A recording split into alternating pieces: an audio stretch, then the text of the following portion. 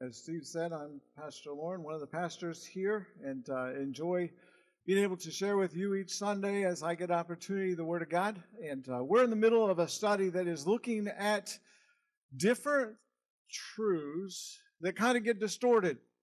There are things that if we don't look at it carefully, we're going to get seriously discouraged. Last week we talked about following Jesus, making my life easier.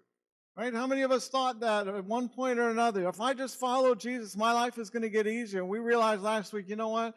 Following Jesus doesn't make our problems go away. It just allows us to have somebody to go through our problems with us. And He has a purpose behind every single one of those things that happens. It's not just chance, not just random, but God has a purpose behind our trials. And one day we're going to look back and we're going to be able to say it was worth it all. It's going to be hard to do that maybe this side of heaven. But when we get to heaven and we look back and we think, man, 10,000 years from now, that 80 years or whatever it is that we have here on this earth, that was nothing. And so this week we're going to tackle another myth. Following Jesus is always exciting. Say, wait a minute. If following Jesus isn't easy and it's not exciting, I don't want to be signed up for this thing. I want to make my life better. Here's the deal. In everything that we're going to talk about over the next couple of weeks, there is part truth in it. Is following Jesus going to make my life easier? In one sense, yes. In that I have someone to go through it with me. And then I have purpose. But does it make all my trials go away? No. Today we're going to be talking about the fact that sometimes as we look at the Christian life, we think, this thing is going to be a blast. And sometimes we present it as that. You want to get on the best life you've ever lived? Come be a Christian. And so sign me up for that. In 6 months, a year down the track, 6 years down the track, we're thinking, you know what? My life kind of looks like the person next to me. I'm not on some big, I didn't win the lottery. I haven't gone to any foreign countries. And here I am just doing the same thing. Did I really get what I signed up for? And our enemy wants us to focus on the part that is true and ignore the part that is not true. And so what I'm trying to do in this series is to get us to think just a little bit so that when things come and they don't quite line up with what we thought we were getting, we don't quit. We don't give up. Remember the illustration that I gave last week about marriage vows? If you weren't here, we talked about the fact that I was 23 when I gave my vow to my wife that I would be with her forever, for better or for worse. When I married her, there was absolutely no way anything was going to get any worse. She's the best person I ever met. She would talk to me forever and I wouldn't have to say a word. Everybody else made me talk all the time. We would be able to walk together and we'd be able to share, hey, here's what we're doing in ministry. We'd be able to talk about God. We'd be able to talk about all kinds of things. And it was the best thing that ever happened to me. You could not tell me that things were going to get worse, because as I got to know this lady, things were only going to get better. We got a new place that we were going to move to right after we got married. We had friends that we were going to make. We had a new place to work at. We had a new country that we were going to explore. At least I did. I'm from the West Coast, and this was in the Midwest. And so we had cornfields and dairy farms and all kinds of stuff that we could explore. Had a new car. I got rid of my dad's station wagon and we had an 84 Camaro that was like cool. I mean, this is going to be exciting. Guess what? It was and is exciting. But there are also an awful lot of just normal days. Normal days that if I'm not careful and if she's not careful, you say, you know what? This isn't quite what I signed up for. I thought this was going to be the ride of my life. As I talked with Sue about this, we talked about the fact that raising kids is kind of like that too. It's exciting at times, but there's an awful lot of normal stuff that has to go on. There's an awful lot of changing of diapers that has to take place. There's a lot of sleepless nights. There's a lot of times of prayer for your kids. And yeah, it's exciting at times, but there's an awful lot of normal mundane. And I got us thinking about how much of life is just kind of normal days.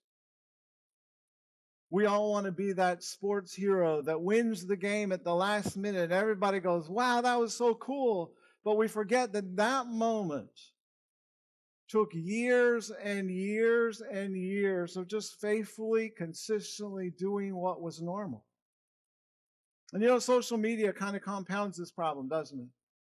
You look on social media and everyone's got this spectacular adventure that they go on, and they're posting pictures of the restaurant that they're at, and we're at McDonald's and they're at this fancy restaurant, and they're overseas and we're here in Puyallup. And I mean, you just look at the world around us and we think, man, my life is pretty boring. And sometimes we even read the Bible like that. We read the Bible and we think everything that happens in the Bible is miraculous. We read about all these exciting events in the Bible and we look at our lives and I think, you know, my life isn't that exciting. We forget that the Bible is usually written with days, weeks, months, and years left out because they're just normal days. In fact, I got some specific numbers here for you, all right? Bible kind of covers a period of about 2,000 years. If we start from Abraham and we go until we got kind of around the time of Jesus. We've got about 2,000 years. It contains, on average, given translations, about 788,000 words in the Bible. So that means that there are 394 words allotted per year. If you were going to strive a whole year, every year that the Bible covers. A lot of those words cover like huge events, right? That last for chapters. Most of those 2,000 years have absolutely nothing written about them. The Bible records God's interactions with people like us, right? It does record some amazing moments, but there are lots and lots of gaps along the way. And yet we read the Word of God as if consecutively God shows up and does a miracle here, and He shows up and He does a miracle here, and He shows up and He does a miracle here. I haven't seen that in forever. And I begin to think, my life is just not what it's supposed to be. There's no way I can be spiritual because I feel like nothing ever happens. The Bible records a lot of what Jesus did in the last 3 years. But what happens in the first 30 years?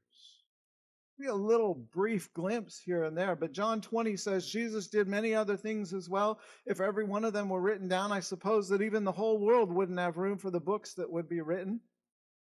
But if they were written, what do you think they would contain? An awful lot of ordinary days. In the shop, learning how to be a carpenter. Learning how to obey his parents. Learning how to read and write and learn math and asking questions at the temple and just normal everyday life.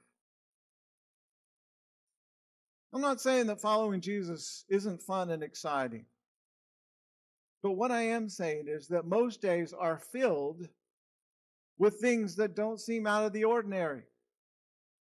They may not even seem like God is doing anything at all in my life. I want to assure you, as we talked about last week, God is up to something. He is doing something. Oftentimes we convince ourselves and others that if we follow Jesus, our lives are going to take this dramatic turn, and all of a sudden we get to be Instagram worthy. Have you ever thought about that? The hard truth is, following Jesus is hard because it's often mundane. It is hard to be faithful in the ordinary. Have you ever heard someone say, man, the Spirit was really present today as they walk out of church and maybe there was some great singing and a great message? I know what they mean. But can I ask this? Where is the Spirit when maybe there aren't great songs or maybe the sermon isn't as spectacular? Where is the Spirit when you're reading your Bible on your own? Where's the Spirit of God maybe when you're pounding nails or you're changing diapers or you're typing documents? Does the Spirit of God show up in just as powerful of a way? Or is it limited to when we feel good? We went over this when we were in 1 Corinthians. We said, whether you're eating or whether you're drinking, do it all to the glory of God. It doesn't get any more mundane or ordinary than that, does it? I know in the middle of the context, we're talking about idol worship, but eating and drinking is still kind of a common everyday experience for most of us, more than once or twice a day.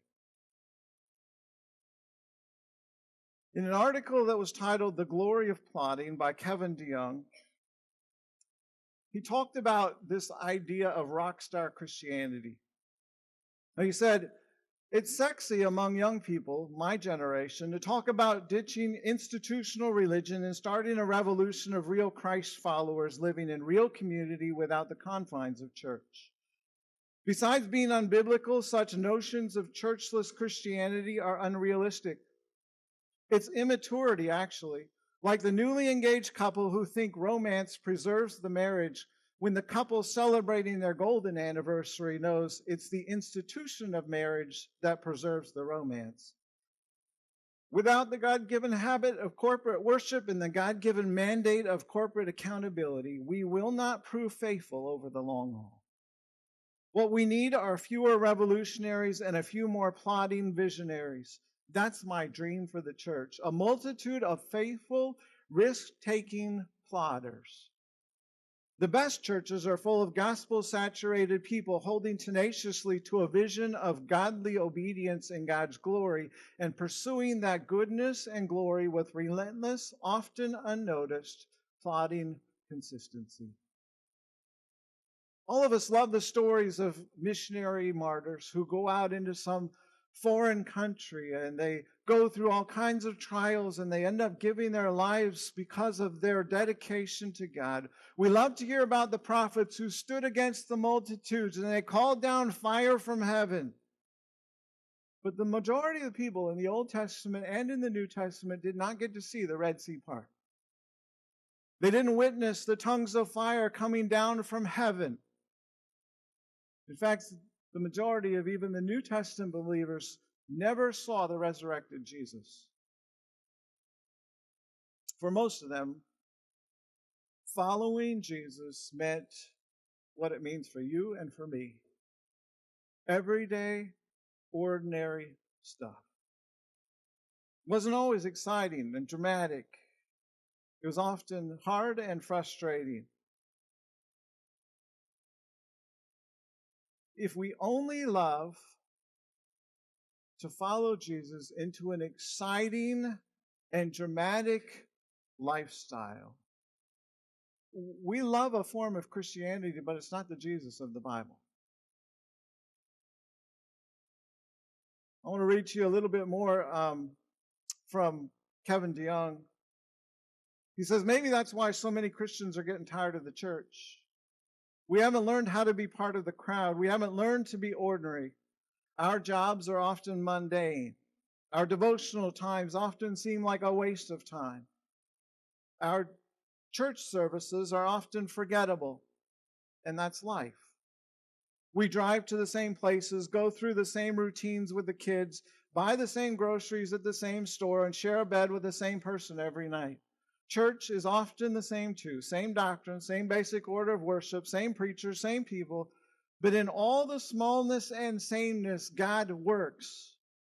Like the smallest seed in the garden growing to unbelievable heights, like beloved Tychicus, that faithful minister delivering the mail and apostolic greetings, life is usually pretty ordinary, just like following Jesus most days. Daily discipleship is not a new revolution each morning or an agent of global transformation every evening. And you've heard Steve say this before, and I've said it before. It's an obedience. It's a long obedience in the same direction. Paul Tripp, who is author of some of the materials that our small group goes through recently, he said, if God doesn't rule your mundane, then God doesn't rule you, because that's where you live. These huge life-changing moments only come once in a while. If they came all the time, they wouldn't be life-changing, would they? You would call those events just normal routine. The rest of our lives are lived in the common, ordinary, mundane. I mentioned earlier that the effect that social media has on our lives, and it keeps us connected with some people that we dearly love that are thousands of miles away.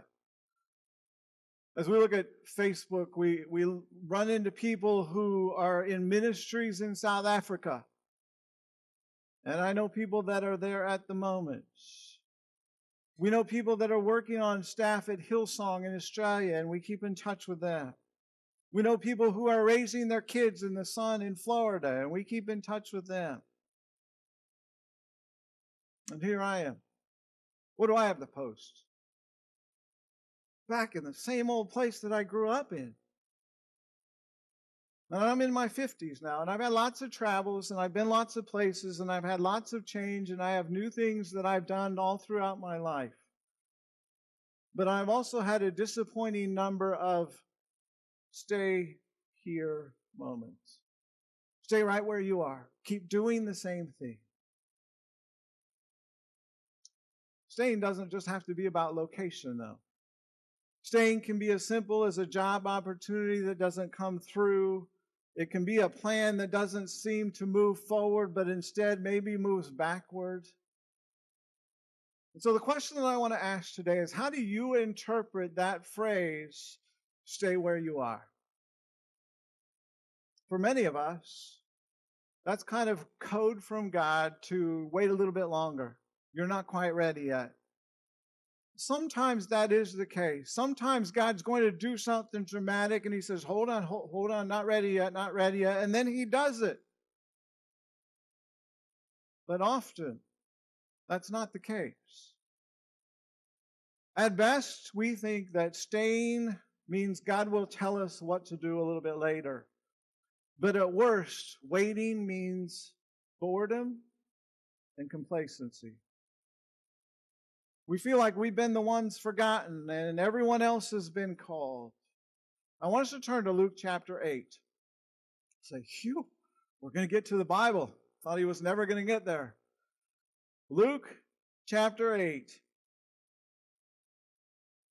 As you're turning there, I'm going to describe a little bit of the events in verses 22 to 25. You remember a little bit of the story. Jesus gets in a boat and he goes out on the water and he goes down into the bottom of the boat and he falls asleep, right? And as he falls asleep, a storm comes. And all the disciples are trying to bail water out of the boat and they're worried about their lives, and Jesus is asleep in the bottom of the boat. They finally go down and they say, what are you doing? We're about ready to die. You don't care anything about us. And Jesus comes out and he says, peace, be still. I don't know how he said it, but he said it. And just like he said it, it happens. Just like what happened in creation. And they recognized that. They saw that the moment Jesus spoke, just like at creation, all of the world was formed. When Jesus spoke, it happened. They go, whoa, wait a minute. This guy is in control of absolutely everything. And then verse 26. I want you to keep that in mind, okay? Verse 26. Then they sailed to the country of the Gerasenes, which is opposite Galilee. And when Jesus had stepped out on land, there met him a man from the city who had demons.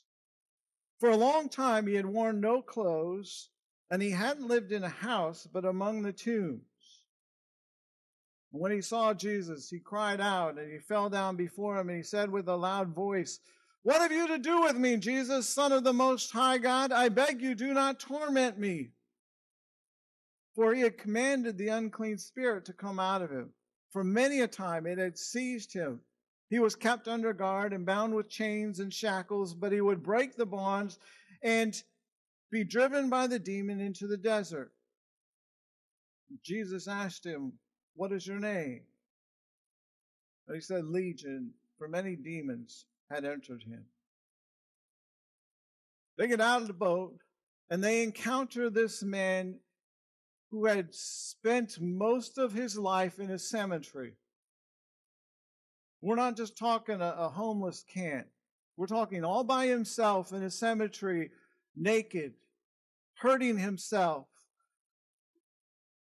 swear words, etc., not in his right mind.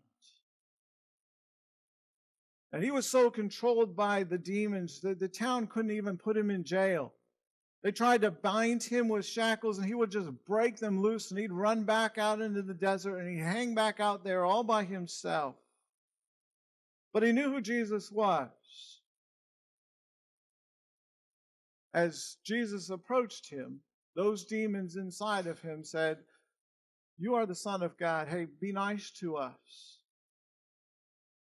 I'm not sure of all of the thinking that went on there, but they saw a bunch of pigs. And when they asked Jesus to be nice to them, rather than just cast them out, they said, can we just go into the pigs? And Jesus allowed that to take place. And I can only imagine, because we have different animal noises now in the place that we currently live, I can only imagine this herd of pigs being possessed by demons, running as fast as they can towards the cliff and jumping off to their death. This is what took place. A legion of demons enters into a bunch of pigs and they run off to their death. And Jesus heals this man. Imagine the freedom that he feels for the first time in forever, as long as he can remember. He can make his own decisions. He can talk with someone without someone interrupting and conversating on their own. Imagine him being in his right mind again for the first time in ages. And here's he and Jesus. Jump down to verse 34. When the herdsmen saw what had happened, they fled, and they told it in the city and in the country. Then the people went out to see what had happened, and they came to see Jesus and found the man from whom the demons had gone sitting at the feet of Jesus, clothed and in his right mind. And they were afraid. And those who had seen it told them how the demon-possessed man had been healed. And then all the people of the surrounding country of the Gerasenes asked him to depart from them, for they were seized with great fear. So he got into the boat and returned. This town reacts as anybody else would react if you saw all that stuff happening. If we went down here tonight and we saw some guy that had been there for ages and he was never clothed, he was never in his right mind, and we saw a bunch of pigs around and they ran off the cliff somewhere, we would be scared of that person. Because as you think through all the emotions that are going on, one of the first things that you have to think is, man, if he's got that much authority, where do I sit with him? And so this town, out of fear and out of confusion, they asked Jesus, look, we're not real sure what to do with you, so can you just leave us alone for a little while? We got to talk this out. We got to figure out who you are. We got to figure out why you're here. We got to figure all kinds of things out. But for the moment, can you please just leave? And so they asked him to leave. Verse 38. The man from whom the demons had gone begged that he might be with Jesus, but Jesus sent him away. Jesus stepping into the boat to sail away. And this man begs Jesus, can I go with you? Can I be where you're at? Now, we all read the stories of Jesus, and we read about him calling people from all kinds of places, right? He's walking along the road, and he sees some guy fishing, and he says, hey, leave all that behind, come follow me. He sees some guy up in a tree, and he says, hey, come follow me. He says, Matthew, as a tax collector, he sees him collecting, come follow me. Leave everything you've got. Come follow me. And we say, yeah, count me in. I want to go there. And they've just seen Jesus, who has been out on the sea, and the storm has been raging. And Jesus said, "Peace, be still." And now the opportunity comes to jump back into that same boat, get back out on the water. Man, I want to see that happen again. I want Jesus to calm that. I want to do something crazy. Maybe he could call down lightning out of heaven and strike some other things, or get the fish together. We can catch a big catch. I want to see something crazy. Because, man, he just did something crazy in my life. Let's keep this up. And he begs Jesus, "Can I just go with you out on the boat?" Jesus' response is a little bit surprising, isn't it? The man from whom the demons, verse 38, had gone begged him that he might be with him. But Jesus sent him away, saying, "Return to your home and declare how much God has done for you." I don't know about you, but I probably would have felt a little bit rejected, right? Here's Jesus about ready to go on another adventure, and I'm ready to go with him. I'm ready to leave everything behind, just like all the rest of these guys, and I'm ready to jump in the boat, and I'm ready to go with Jesus, and I'm ready for all this cool stuff that's going on. Jesus says, "No, you just go back home." I don't want to go home.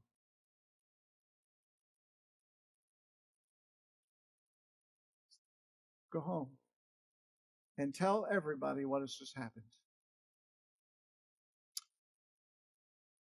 The boat was the place where action took place.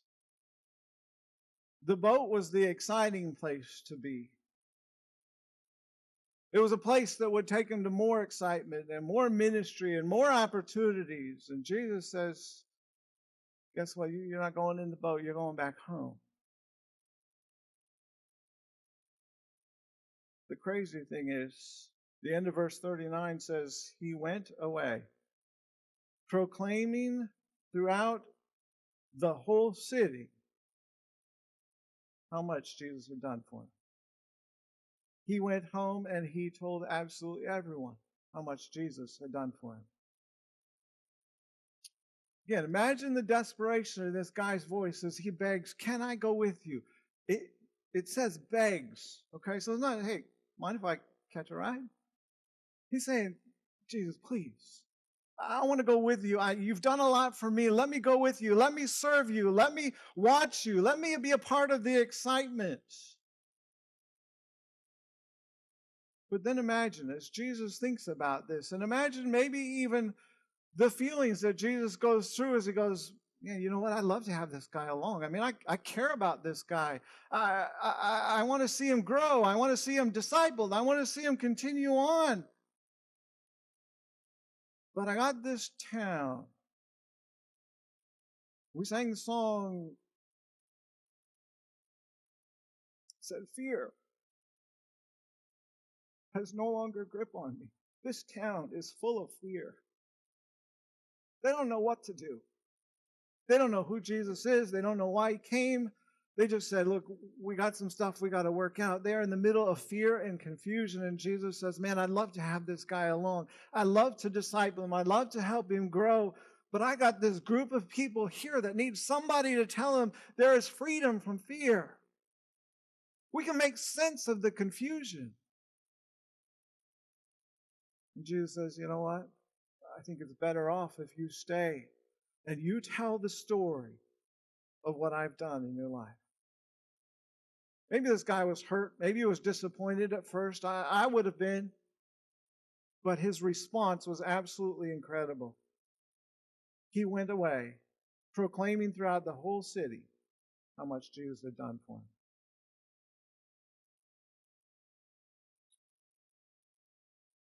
We say things sometimes as a church that we mean well, but it doesn't help.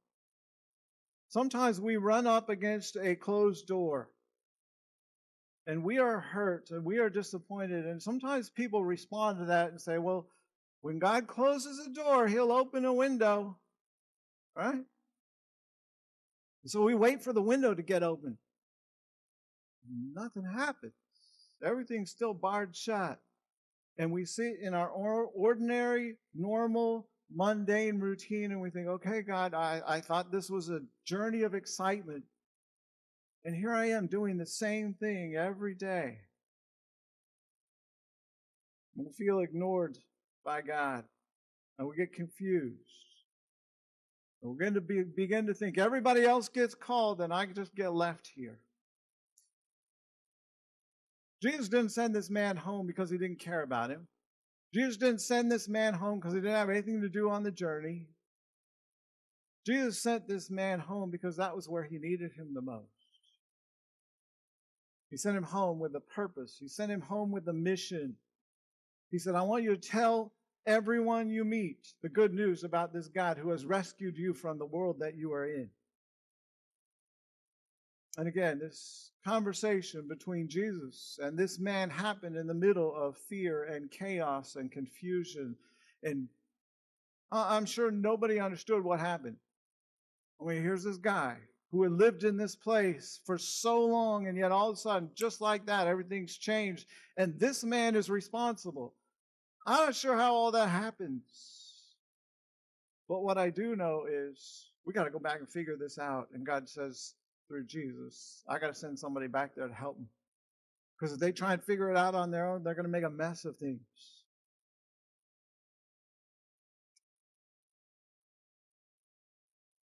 Jesus sent him home with a purpose. That purpose was to meet those people in their fear and in their confusion with truth. This guy walks home and he's got in the back of his head, I have been told I need to go back and tell everyone I meet exactly what happened. And that's exactly what he did. Day after day after day. He went home and he said, you know what? I was out there and I've been out there for years. And I have been able to control my thoughts. I've been able to control my actions. I had been so out of control. And this Jesus came along. And just like he did the sea, he calmed my heart. He changed everything about my life. He went around just like he was told by Jesus to do exactly what Jesus had planned for him. Most of our lives are spent staying. I hate to say it, but following Jesus isn't about a pursuit of an experience, a pursuit of excitement, a pursuit of a thrill.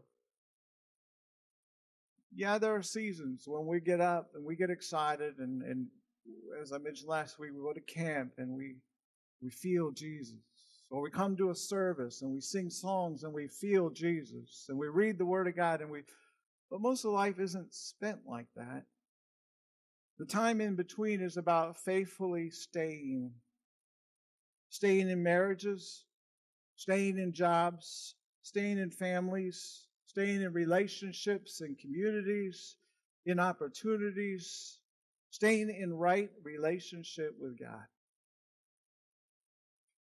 If when we are told, no, Lauren, you can't get in the boat right now, you have to stay, we turn bitter, we turn resentful, we turn complacent, then we will miss those opportunities that God has for us. Those opportunities that because we are not going, we have to stay and to be the hands and feet of Jesus. We'll miss all of those because we spend so much time worried about what we're missing out on because the grass is always greener on the other side.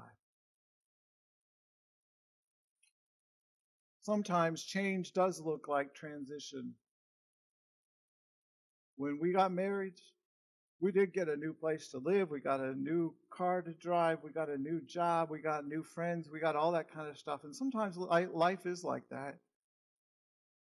But sometimes change can look like staying. Because when we stay where we are and we do what God asks us to do, God has a purpose for that. Number one, He wants us to grow. He wants us to get to know Him, that He is the God of the mundane. He is the God who meets us in the ordinary. He is the God who isn't just after an experience for us. And when we actively look to make God known in our homes and in our neighborhoods and in our workplaces, there will be those moments when you see God as you wish you'd see him some exotic place in the world. He shows up, he uses you, and you see someone else get to know God for who he really is. You go, that's what I'm after. You can't do that if you're mad with God. You can't do that if you're complaining about where God has you at the moment. Imagine the impact of this man's story on his town. God doesn't tell us the end of the story, does he? He just tells us he went back and he did what Jesus asked him to do. The results are not in his hands. The results are in God's hands. But imagine the impact that this man's story had on the town. Now imagine maybe the impact of our story on our town. Do you think that's possible? Or is that just something that's written in the Bible and that's good for them, but nah, God can't do that with me? I want to encourage you that yes, he can. And it might be as simple as going to play basketball at the Y. I don't mean by that going to the Y, inviting a bunch of church buddies and playing together and thinking, yeah, we're going to show them what a bunch of Christians look like playing basketball.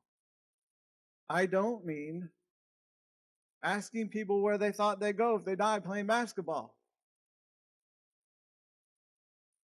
I don't mean making people pray with you before and after you play basketball. I don't mean the "to God be the glory," or exclaiming when you hit a three-pointer, "God compels me to tell you." That's not what I mean. What I mean is just plan to be where people are. You know that those guys have a lot going on in their lives. And just by being in their presence, maybe God will show you somebody who has some fear at the moment in their life, or some chaos going on in their life, or some confusion. And maybe God will place you in that place so that he can use you to meet their need. Maybe you could be the one to do that. Do you believe that your normal, everyday routine of life can be used by God? So often we say yes, but our attitude reflects no. Because we want to go to that exotic place. We want to have that experience. We want all this stuff, and we just find ourselves in the everyday routine of life. Some of us need to set aside our discontentment with where God has us and live in thankfulness for the good things that God has done. We need to be speaking the truth in the middle of darkness and fear, as a lot of people in our community and in our country recognize that this place that we live in is not what it used to be. And it's not getting any better. And they're fearful of that. They wonder where we're headed as a country, as a community. And we get to be there in the middle of that and speak the truth. It may not be as exciting as getting in the boat and going with Jesus to some far off country, or having some experience at some rally or some sort of thing that we know we can come back and post on Instagram. But in the routine of life, it's just as powerful for the glory of God that we continue to be faithful followers of Jesus. Following Jesus is exciting, but what's the lie? It's always exciting. Sometimes it's just the routine. And I'm asking God that he will cause us to be people who don't give up in the routine of life, but will find ourselves faithfully plodding along.